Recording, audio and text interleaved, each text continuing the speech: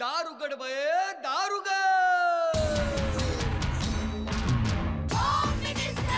कोणाला बघ, शाळेला उशीर होतो. आज कामवाली बाई पण नाही आली. पदरावरती सरकारीचा मोर नाचरा हवा, संसारातून वेळ काढून खेळ खेळूया नवा. मांजेकर पैठणी घेऊन आला. वहिनी उघडताना दार. रोज बक्षीस देणार.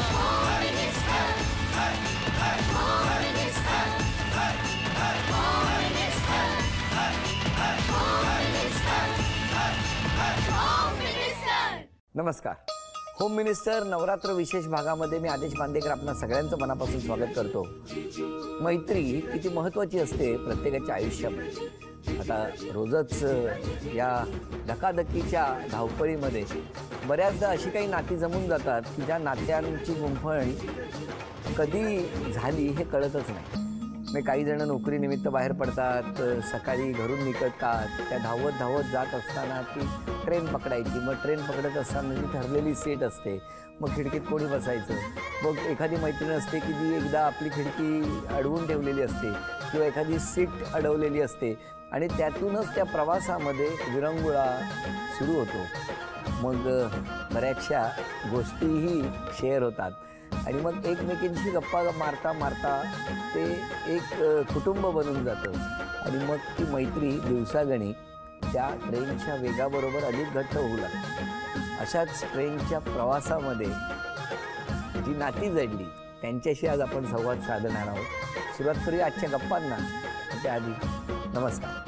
नमस्कार. आजचा रंग निळा. हां, आपलं नाव? माझं हर्षदा संखे. कुठे राहता तुम्ही? मी विरारला.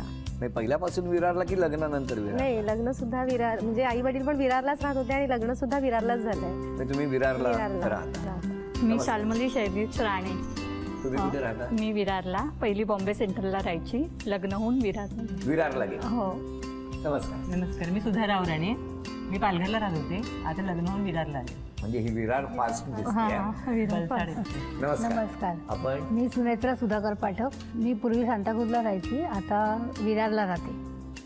नमस्कार. मी तेजल किशोर वडे. मी बोईसरची आहे आणि आता लग्नात दूरचा प्रवास असल्यामुळे विरारला राहते. विरारला राहते. मी सौ रसिका रवींद्र शिंदे, विरारला राहते. पहिली मलाडला होता माहेर, आता विरारला राहते. सगळ्याजणी तुम्ही विरारच्या का? हो.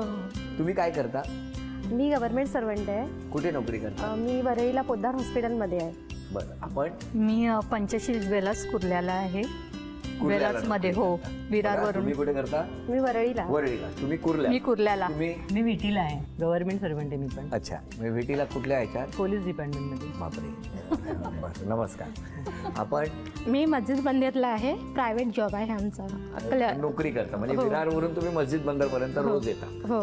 तुम्ही? मी बेलापूरला कोकण भवन गव्हर्नमेंट जॉब आहे, कन्झ्युमर कोर्टात. म्हणजे विरारवरून तुम्ही Konkan Bhavan western, harbour, central तिन्ही रोज प्रवास करतात. Very good. तुम्ही? मी तारदेवला आहे, फिल्म सेंटरमध्ये. फिल्म सेंटरमध्ये. पण विरारवरून तुम्ही तारदेवला जाते. बापरे, केवढा प्रवास करता हो. रोज किती तास तुम्ही प्रवासात असता? 4 तास तर आमचा कंपल्सरी जातो. सकाळी सकाळी 2 तास यायचे, 2 तास जायचे. मग मला सांगा, तुमची ट्रेन कुठली असते की तुमची एक कॉमन ट्रेन असेल? संध्याकाळची सगळ्यांची एकच फिक्स ट्रेन आहे, वलसाड ट्रेन. वलसाड ग्रुप म्हणून आम्ही सगळीकडे फेमस आहोत. वलसाड? हा, वलसाड ग्रुप. मग कुठे भेटता तुम्ही सगळ्याजण? बॉम्बे सेंट्रल. कोणी बॉम्बे सेंट्रलला चढतं, कोणी दादरला चढतं. ज्या दादरला चढतात त्यांच्यासाठी काही जागा ठेवली?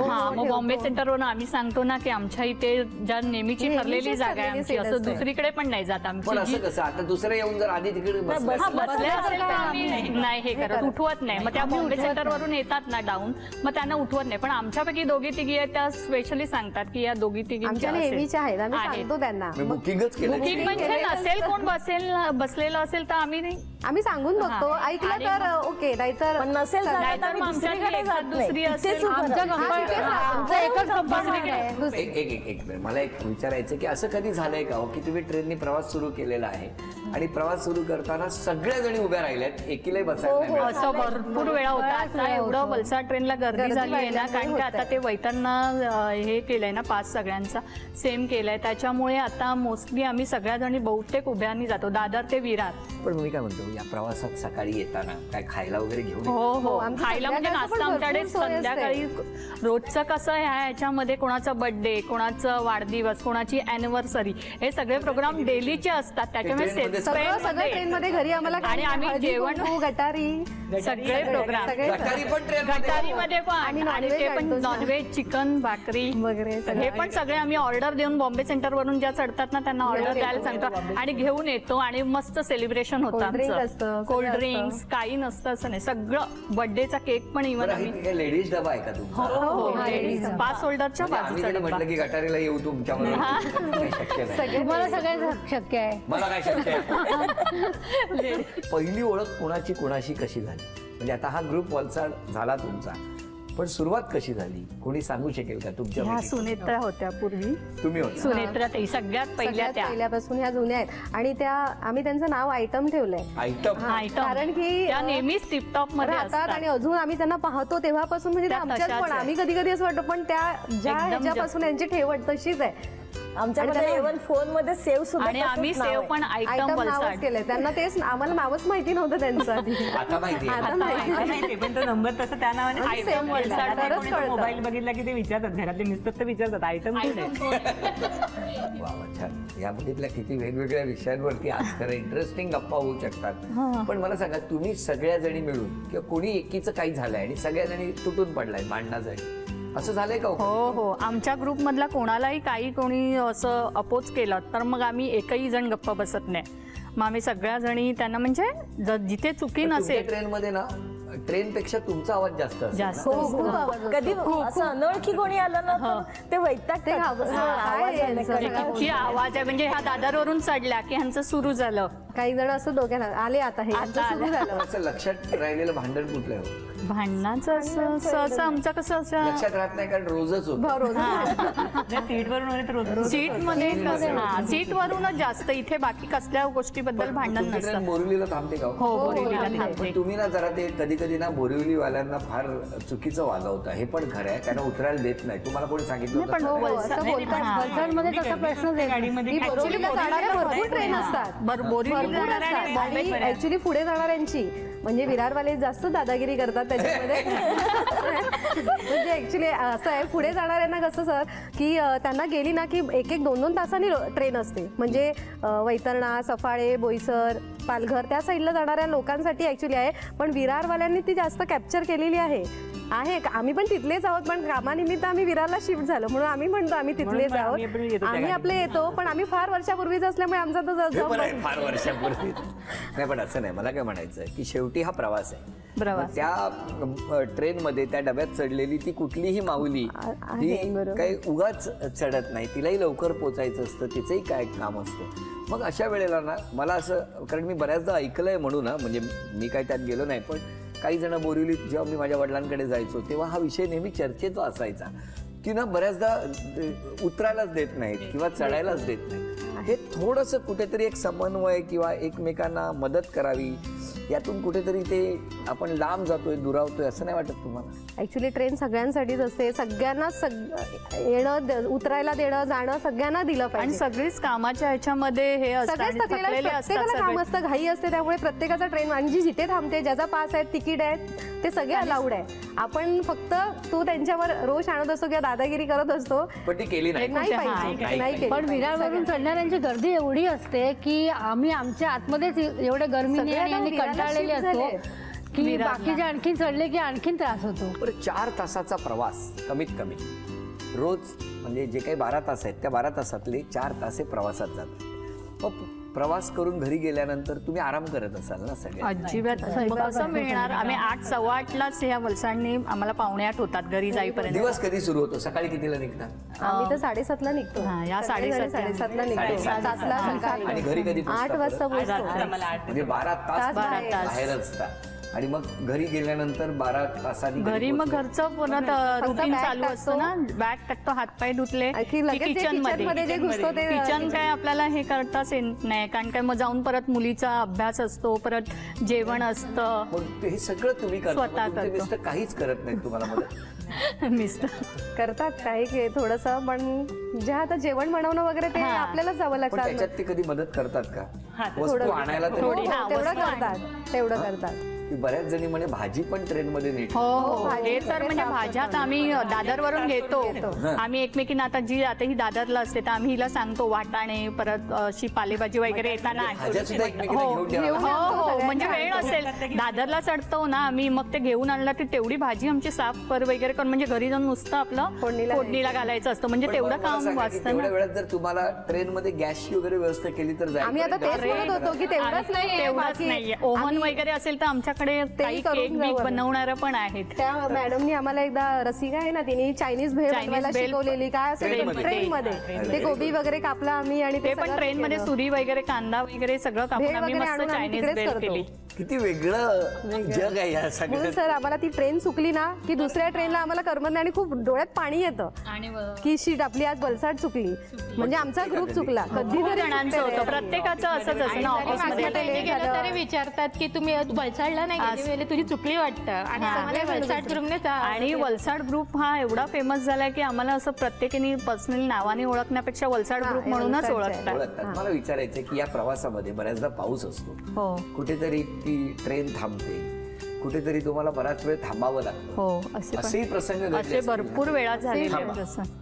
मला तुम्हाला विचारायचंय, कधी पाऊस असतो, कधी काहीतरी होतं, कुठेतरी बराच वेळ ट्रेन थांबते, असं तुमच्या बाबतीत कधी झालंय का? आता रिसेंटली जोगेश्वरी आणि गोरेगावच्या मध्ये डबे घसरले, तेव्हा आमची वलसाड ट्रेन विरारला जवळजवळ 9:30 पावणे 10ला, आम्हाला घरी जायला 10:15 झाले, म्हणजे 2-3 तास आमचे एक्स्ट्रा त्या डब्यात वाढलेले होते. मग अशा वेळेस आम्ही ना पावभाजी आम्ही बाहेरून खाऊन तर घेतली, बाकीच्यांसाठी पण बरंच खाऊ घेतलं, आणि दुसऱ्या होत्या त्या पण म्हणत होत्या अरे बापरे, भाजीवाल्या वगैरे पण असतात त्या डब्यामध्ये ना, मग ते म्हणत होते अरे तुम्ही खाताय, मग आम्ही आमच्याकडचे बिस्किटचे पुडे वगैरे काय जे असेल ते आम्ही त्यांनाही दिलं होतं. म्हणजे त्या पण म्हणतात बरं झालं तुमच्यामुळे आज आमच्या पोटात काहीतरी गेलं, कारण की त्यांना अजून पुढे पोहोचायला 1-2 तास लागणार होते.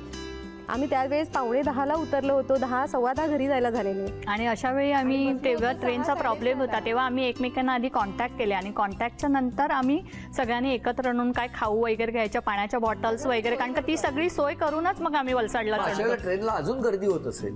मग प्रत्येक होतेच ना, मागची पण असत लोक ती चढतात त्या ट्रेनला, मग त्यामुळे गर्दी वाढत जाते त्यावेळेस.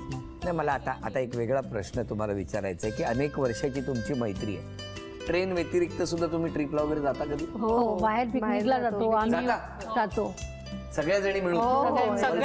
वलसाड ग्रुपच आम्ही मामाच्या गावाला सगळे एकत्र गेलो. रिटायर्ड झालेल्या कोणाला कधी मिस करता?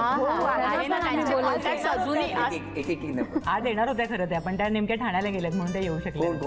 एक हेमाताई म्हणून आहेत आमच्यामध्ये, त्यांचा आम्ही इतका छान सेंड ऑफ केला होता ट्रेनमध्ये, केक आणला होता, त्यांची ओटी भरली होती, त्यांच्या खूप डोळ्यात पाणी आलं की म्हणजे अगदी घरच्या म्हणजे एवढ्या मुलींनी, आणि त्यांनी सुद्धा आम्हाला अगदी म्हणजे ऑफिसमध्ये करतात तसं रिटर्न गिफ्ट वगैरे सगळं देऊन खूप मजा, इतकं धमाल आवाज वगैरे खूप छान होत. आणि विरारला पण आल्या तरी सगळ्यांना प्रत्येकीला गजरा वगैरे काहीतरी घेऊन येतात त्या, म्हणजे त्यांनाही खूप आहे. आम्ही आज त्यांना खूप मिस करतोय. म्हणजे ह्या ट्रेन मध्ये सगळ्या गोष्टी होत असतात. आता नवरात्र कशी साजरी करतात? नवरात्र मध्ये आम्ही धमाल केली, आम्ही गरबे खेळतो. हे आता 9 दिवस ट्रेनमध्ये एवढ्या पॅसेज मध्ये, ते पण विचार करा आमच्या प्रत्येकीची साईज तर काय एकदम बारीक नाही. दिवशी प्रत्येक कलरच्या साड्या पण नेसतो.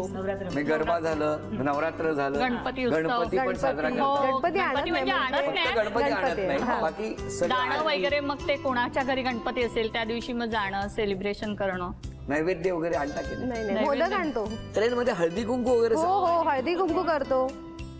काय करत नाहीत सांगा मला? सगळं करतो, डोहाळे जेवण पण होतं, सगळे कार्यक्रम. आता आमच्या रिसेंटली एका मैत्रिणीला छोटंसं बाळ झालंय, तिची काळजी घेणं, तिला मध्ये नेणं, तिला उतरवण्यासाठी सगळं म्हणजे कोण प्रेग्नेंट लेडी आली तर ती पहिला आमचाच ग्रुप Even शोधते, कारण की हे आमचाच केअरिंग group आहे, अशी हे नाहीये. आपल्याला व्यवस्थित नेणार असं. डोहाळ जेवण करता, केळवण करता. सत्यनारायण नाही ना केला? अजून ते नाही ते झाले. नाही, कारण उत्तर पूजा कधी करणार असं आहे ना, नाहीतर तेही केलं ते असतं. दुसऱ्या दिवशी करावं लागेल. पण दुसऱ्या दिवशी. अच्छा, जेंट्स मध्ये पूजा होते, सत्यनारायणची पूजा होते ना बलसाडला. दसऱ्याला वगैरे पण ट्रेनला सजवतात वगैरे, तुम्ही पण तुमच्या डब्यात? डब्याला वगैरे करतो. डब्याला वगैरे थोडस ट्रेन म्हणजे खरंच या सगळ्यांच्या आयुष्यातला अविभाज्य घटक. घरापेक्षा जास्त कधी कधी या सगळ्या मैत्रिणी या ट्रेनमध्ये असतात. समजा अचानक निर्णय झाला, समजा, आणि उद्यापासून निर्णय झाला की ट्रेन बंद, अरे बापरे. काय होईल तुमच्या आयुष्यात? काय बदल, काय फरक पडेल? बंद म्हणजे आम्ही अशी कल्पनाच करू शकत नाही ट्रेन बंद. काय कारण की लोकलला एवढ्या गर्दी असते की त्या मनाने ही गाडी थोडी स्पेस मोठी आहे, त्यामुळे या गाडीला जाणं सोपं होतं. आणि सवय झाली, आपण कसं काम ऑफिस सुटल्यावर आपल्या घरी जातो, ते घर आहे, तसं आम्हाला वाटतं हे आमचं घर आहे, म्हणजे इथेच चढायचं आणि ह्याच डब्यात जायचं. आणि ह्याच डब्यात ती ठराविक एक ह्याच जागा माणसांना असते, तिथेच बघायचं. जायचं. ट्रेन ही आयुष्यातला, जीवनातला किती अविभाज्य घटक झाली आहे. आणि ती रेल्वे गाडी नुसती नाही तर ते घर झालेलं आहे. म्हणजे ज्या क्षणी मी त्यांना विचारलं की उद्याचं ट्रेन बंद झाल्या तर काय होईल, तर आयुष्यातलं काहीतरी गमावलं, त्यांना उत्तरही देता येईना, इतक्या निशब्द झाल्या. कारण ट्रेन नाही तर हा विचारच करू शकत नाही. ट्रेनमधल्या गप्पा, वलसाड ग्रुप, सगळं काही आपण बघितलं. पण त्याचबरोबर ट्रेन मुंबई सेंट्रलवरून निघाली आणि एक माऊली दादरच्या स्टेशनवरती हळूच डब्यात चढली. काय हो, नमस्कार. नमस्कार. तुम्ही कुठे राहता? मी विरारलाच राहते. पण मगाशी नव्हता तुम्ही ट्रेनमध्ये? माझा ट्रेनिंग होतं ना इलेक्शनचा, म्हणून मी डोंबिवलीला गेले. अच्छा, डोंबिवलीला गेले होते. मग त्यामुळे लेट झाला का ट्रेनमध्ये चढायला? नाही, लेट नाही झालं, थोडंसं लेट झालं. लेट नाही झालं पण थोडंसं लेट झालं. पण बरं झालं ना, ट्रेन आणखी लेट झाला असतं, ट्रेन निघून गेली असती पुढे. नोकरीला कुठे तुम्ही? मी ऐरोलीला. नवी मुंबई. बरं, आता काही प्रश्न विचारतो की तुमच्या ग्रुपमध्ये या आता सगळ्यांमध्ये सगळ्यात जास्त हळवं कोण आहे? पटकन डोळ्यात पाणी कोणाचे? पटकन तेजलच्या पाणी येतं. या हो का? त्यांना एक दिवस सीटवर जागा नाही मिळाली ना, दुसऱ्या डब्यात असल्या का लगेच त्या दिवशी आमच्यावर चालतं, मला दुसऱ्या डब्यात गेली, मला जागाच नाही मिळाली आणि रडायला लागल्या. बरोबर, आता रडू नका. आता आलं. आणि तुमच्यापैकी ट्रेनला लेट पोहोचणार कोण प्लॅटफॉर्मवर किंवा? सुवर्णाताई या आणि ती रसिका म्हणून ती लास्ट मोमेंटला प्लॅटफॉर्मला दिसला नाही, पण गाडीत सगळ्यात पहिली जाऊन सगळ्यात अगोदर सीट प्लॅटफॉर्मवर दिसत नाही. तुम्ही काय प्रकट होता? अचानक कोणतरी शिरते आणि आतमध्ये आणि ती चालत्या गाडीत चढते. अगदी एक सोपा प्रश्न आहे. सगळ्यांचे डबे तुम्ही आणता, पण सगळ्यात टेस्टी डबा, रुचकर डबा कोणाचा असतो? सगळ्यात सुवर्णाताईंचा छान असतो. ते काय काय वेगवेगळे पदार्थ बनवून काहीतरी आणतात. वेगवेगळे पदार्थ मला बनवायची स्वतःला आवड आहे. म्हणजे त्यातल्या त्यात तुमचा डबा रुचकर असतो. या खेळामध्ये वलसाड ग्रुप तर आहे, पण सीट एकच आहे, ती पैठणीच्या रूपाने मिळणार आहे. तेव्हा आता या सगळ्यांपैकी कोण पैठणी जिंकणार आपण बघणार आहोत. खेळ सोपा. समोर बॉलिंग बॉटल लावलेल्या आहेत, प्रत्येकीला 5 रिंग मिळणार. त्या रिंग टाकायच्या. या 7 जणींपैकी सगळ्यात जास्त गुणसंख्या ज्यांची होणार त्या ठरणार आजच्या भागातल्या होम मिनिस्टर. त्यांना मिळणार आहे पैठणी. तेव्हा सुरुवात करूया या खेळाला.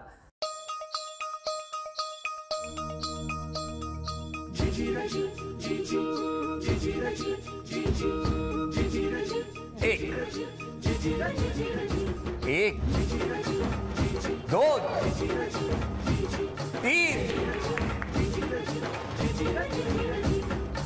3 अभिनंदन.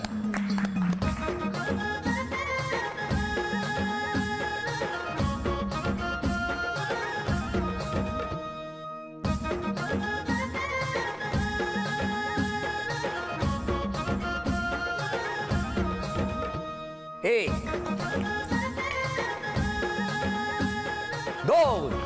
आतापर्यंत तुमची गुणसंख्या आहे 3, तुमची गुणसंख्या आहे 2. आता संधी तुम्हा तिघींसाठी. या एक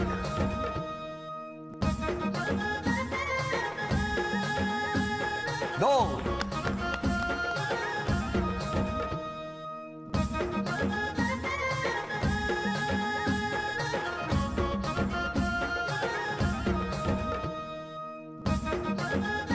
आतापर्यंत 3 हायेस्ट गुणसंख्या आहे. तेव्हा आता बघूया पैठणीचं काय.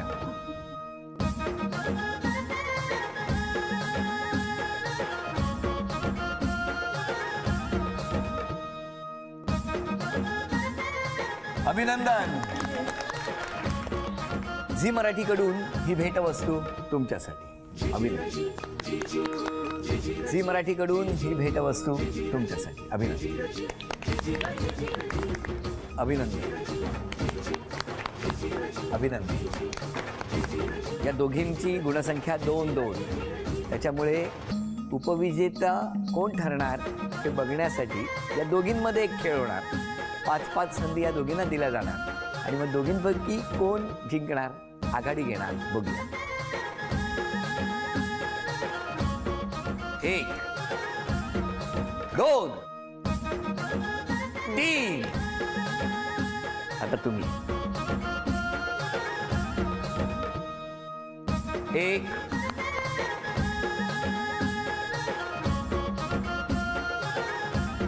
हो चला. झी मराठीकडून ही भेटवस्तू तुमच्यासाठी. अभिनंदन. झी मराठीकडून ही भेटवस्तू तुमच्यासाठी. उपविजेत्या ठरल्या पाठक वहिनी, त्यांना केप्र यांच्याकडून ही सदिच्छा. आजच्या भागात होम मिनिस्टर ठरल्या संख्ये वहिनी, त्यांना तथास्तु पुणे यांच्याकडून ही पैठण. अभिनंदन. हा वलसाड ग्रुप नेहमी प्रवास करत असतो. त्या ग्रुपमधल्याच आज या मैत्रीच्या गप्पा मारता मारता शेवटच्या टप्प्यावर कधी पोहोचलो कळलंच नाही. म्हणजे थोडक्यात विरार स्टेशन कधी आलं कळलंच नाही. हसत राहा, आनंदी राहा आणि ट्रेनपेक्षा जास्त गतीने तुमच्या घरातल्या सगळ्यांची प्रगती हो असं म्हणत आजचा भाग इथेच संपतो आहे. पुन्हा भेटूया अशीच एक पैठणी घेऊ होम मिनिस्टरच्या पुढच्या भागात. नमस्कार.